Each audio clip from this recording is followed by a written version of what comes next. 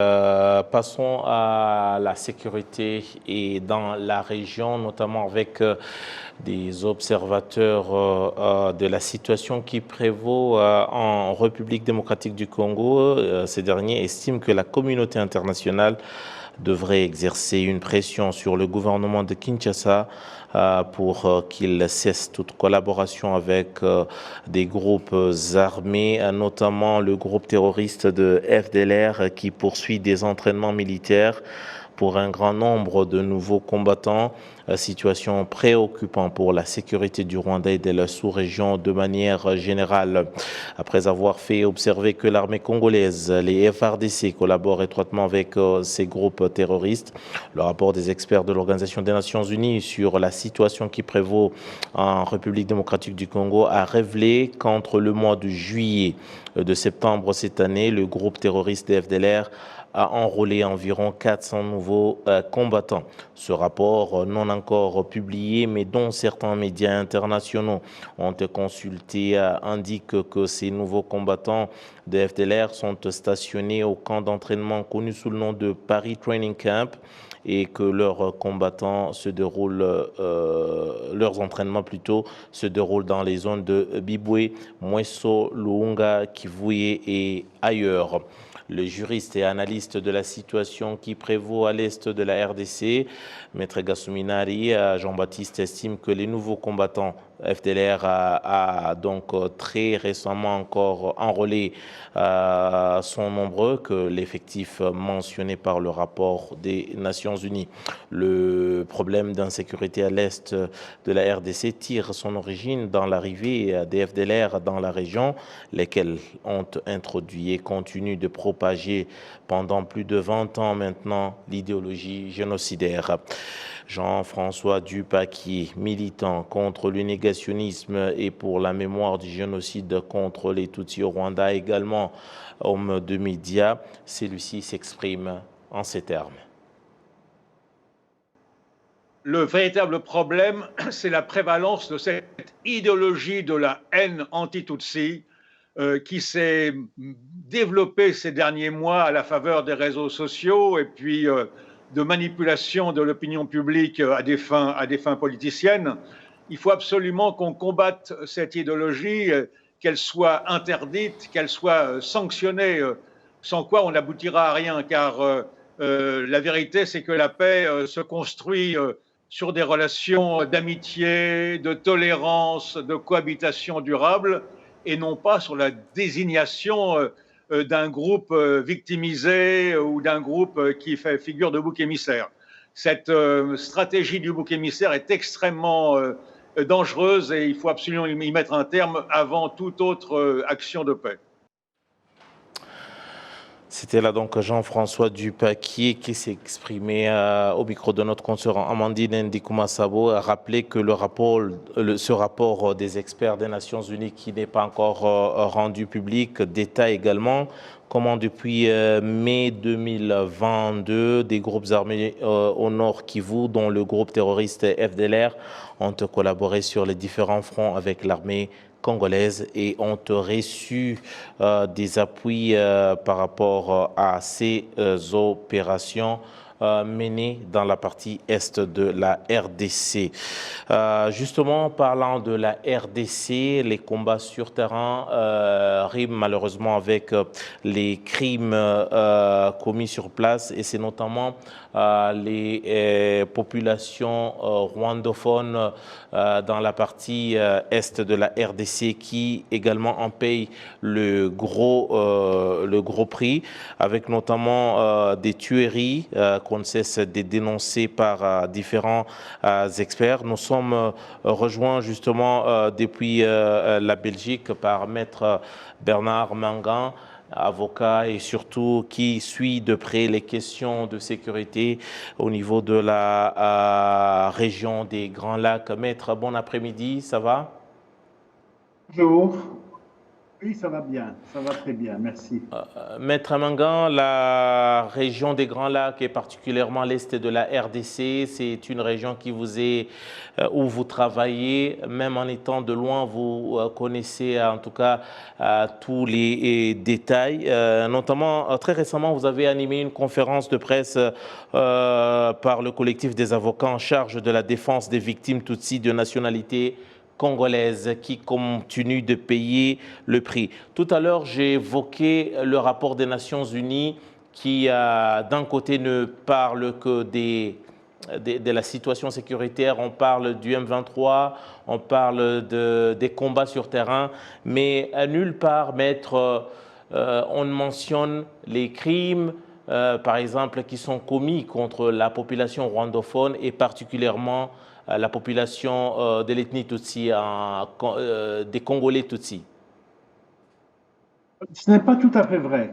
En réalité, dans le rapport que vous évoquez, il est question du développement des discours de haine à l'est du Congo. Et vous savez que nous recensons ces discours de haine depuis plusieurs années maintenant. Nous avons d'ailleurs une équipe avec laquelle on travaille étroitement et qui est dirigée par un professeur à l'université aux Pays-Bas. Et tous les propos de discours de haine et de discrimination sont recensés. Et cela a alerté d'ailleurs la représentante spéciale des Nations Unies pour la prévention des génocides qui a fait une longue intervention.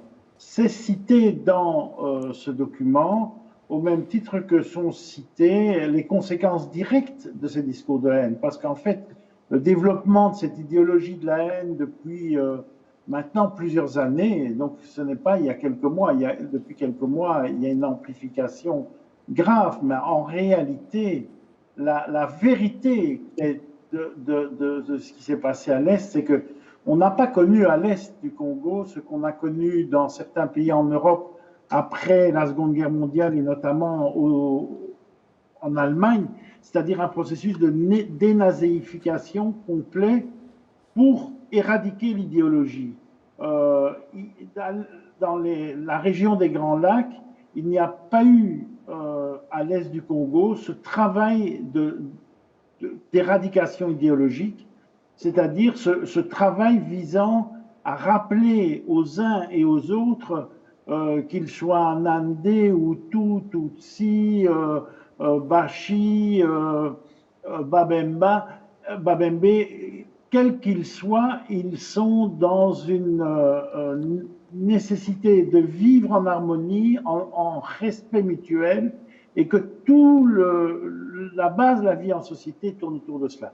Ce n'est pas le cas ça n'a pas été le cas à l'Est, et nous en payons aujourd'hui très très lourdement les conséquences au travers de ce qui se passe, et je suis effrayé et par la violence des discours de haine et par les actes de violence que l'on recense dans notre équipe. Nous avons créé d'ailleurs un numéro vert, un numéro d'appel où nous centralisons toutes les informations que nous détenons concernant les actes commis au préjudice de personnes de nationalité congolaise, mais qui sont Tutsis, puisque c'est le groupe le plus visé actuellement. Et nous espérons d'ailleurs que ça va avoir des conséquences judiciaires. C'est notre travail, c'est notre mandat. Maître, lors de la conférence de presse, votre collectif a déclaré avoir des preuves irréfutables pour non seulement les discours, mais également les actes de crimes. Est-ce qu'on va dire que vous allez passer de la parole à l'acte maintenant? Est-ce qu'on peut s'attendre à une comparution ou à de passer devant la justice carrément au lieu de ne rester qu'au niveau de dénonciation et d'autres discours? Et là, je pense que nous avons été très clairs pendant notre conférence de presse. D'abord, première chose, durant la conférence de presse, nous avons nommément cité des personnes qui tenaient des discours de haine au départ de l'Europe, au départ de l'Amérique du Nord, mais aussi au départ du Congo. Nous avons montré le contenu de ces discours de haine. C'est très important parce que ces gens doivent être indexés. Il faut qu'ils sachent que nous les connaissons et que leurs discours ne passent pas de façon anonyme dans les médias. Mais l'étape suivante, bien entendu, comme nous l'avons déjà fait, puisque nous avons déjà déposé une plainte devant le procureur général et l'auditorat militaire à Kinshasa, nous avons déjà déposé une plainte entre les mains d'un juge d'instruction à Bruxelles. Nous allons continuer notre travail, c'est-à-dire que sur la Belgique, nous allons étendre la plainte aux personnes pour lesquelles nous avons découvert qu'elles ne sont pas encore visées par notre plainte initiale et nous allons les dénoncer auprès du parquet fédéral. Nous allons également travailler sur la préparation de plaintes parce que nous avons des gens qui tiennent des discours de haine en Angleterre, à Londres, au Canada. Donc nous allons étendre nos plaintes à ce niveau-là. Nous avons aussi une personne que nous avons dans le collimateur en France. Et puis, nous allons aller de l'avant. Nous avons une vingtaine de plaintes qui sont d'ores et déjà prêtes et que nous comptons déposer avec l'aide de nos amis avocats congolais, parce que moi, je ne suis jamais qu'un humble, je dirais, aide de gens qui vivent localement cette souffrance et ces difficultés. Et donc, nos confrères du Congo qui travaillent avec moi vont déposer les plaintes à Bukavu, à Goma et à Kinshasa. Et nous espérons, et je le dis aussi ici publiquement, que les membres de la communauté internationale qui financent tellement de choses dans la région auront à cœur de financer une justice qui fonctionne efficacement concernant ces actes qui sont avec des conséquences de processus génocidaires immédiats. Et sur ce plan-là, vous devez savoir que l'un des membres de notre équipe a rencontré le procureur général de Bukavu, qui est un homme qui a exprimé sa volonté de collaborer et d'instruire les plaintes, mais qui nous a précisé qu'il n'avait aucun moyen financier pour le faire, et bien que ceux qui ont des moyens financiers les utilisent avec efficacité. Il ne suffit pas de dire justice, justice et de crier dans le désert. Il faut que la responsabilité des actes posés soit mise en avant au niveau judiciaire. Et c'est à ce prix-là que nous verrons une évolution des mentalités. Tant que les gens pensent qu'ils sont impunis et qu'il n'y a pas qu'il y a une sorte de culture de l'impunité qui règne sur tout cela, nous vivrons la tragédie que nous vivons, parce qu'il faut être très clair, c'est une tragédie et il faut que les gens de la communauté internationale se rendent compte de ce que nous recevons comme appel, nous, dans nos équipes, pratiquement tous les jours. Je dis bien tous les jours. Maître Manga, peut-être pour terminer, vous mettez la communauté internationale devant ses responsabilités. Vous ne craignez pas de parler carrément de génocide. Est-ce que vous pensez que la communauté internationale a les oreilles pour vous écouter? Est-ce que ça, c'est une priorité pour cette communauté internationale aujourd'hui, cette tragédie que vous dénoncez, le génocide des Tutsis congolais? Écoutez, pour moi, chaque être humain a une responsabilité individuelle et en conscience lorsqu'il fait un travail d'analyse et qu'il découvre l'amplitude de crimes qui sont commis au préjudice d'une population. J'ai vécu les événements c'est gravé à tout jamais dans ma mémoire d'ailleurs, les événements qui sont produits en 1994 dans votre pays. Je sais la façon avec laquelle certains gère avec une légèreté insupportable, inacceptable, la tragédie. C'est comme si l'être humain était mal vécu, mal vu. On rentre dans des logiques du type mais oui, mais en RDC, il y a beaucoup d'argent, il faut qu'on préserve les intérêts stratégiques, etc. Nous connaissons tout ça. La question est fondamentalement une question d'humanité. Est-ce que l'on accepte que l'on poursuive ce qui est en cours depuis des années, la destruction lente mais sûre et volontaire d'une communauté humaine? Savez-vous que dans le Sud Kivu, il y avait plus de 200 000 Banyamulenge dans la région de Minembwe? Savez-vous qu'ils sont aujourd'hui entre 70 et 80 000? Savez-vous combien il y a encore aujourd'hui d'éleveurs dans le Massissi? En 2000, entendez-moi ce que je vous dis, en 2000, 2001, 2002, j'ai été consulté par les éleveurs du Massissi parce que les gens qui étaient dans les camps du HCR montaient dans le Massissi, détruisaient le bétail et le revendaient sur certains marchés à l'étranger, à l'extérieur, pour s'acheter des armes. Et ces gens ont été appauvris structurellement. Ils ont continué à être appauvris. Ils se sont réfugiés à l'extérieur. Moi, ce qui m'importe, c'est qu'il n'y aura pas d'équilibre dans cette région si l'on ne retrouve pas une autre logique de la relation humaine et du respect de l'autre. Si, que vous soyez Hutu, Tutsi, Nandé, Babembe, Bachi, quand vous circulez en ville, quand vous circulez à la campagne, quand vous allez dormir, quand vous allez conduire vos enfants à l'école, il faut que vous ayez la paix, il faut que vous ayez le droit qui vous protège, il faut que vous ayez une armée fière de la nation qui veille à la sécurité de tous. Donc, ce qui est en jeu, c'est cela. Et je le dis avec toute mon expérience humble, modeste, mais avec tout ce que j'ai vécu. Il faudra qu'un jour, les gens qui aujourd'hui spéculent à New York ou à Bruxelles se posent des questions. Alors je vais mettre les pieds dans le plat. Vous savez ce qui me fâche pour l'instant.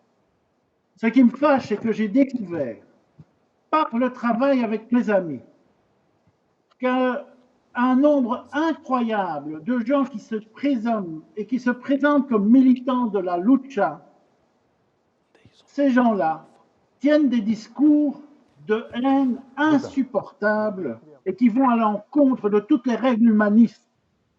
Mais savez-vous, notamment, qui a soutenu financièrement la lucha?